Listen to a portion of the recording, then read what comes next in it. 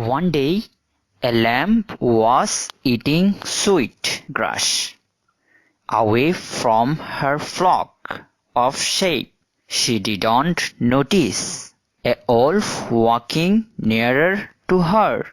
When she saw the wolf, she started pleading, "Please don't eat me.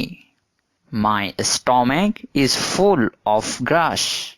You can wait a while to make my meat taste much better. The grass in my stomach will be digested quickly if you let me dance." The wolf agreed. While the lamb was dancing, she had a new idea. She said, "I can dance faster if you take my bell and ring it so hard." The wolf took the bell and started to ring so hard. The shepherd heard the sound and ran quickly to save the lamb's life.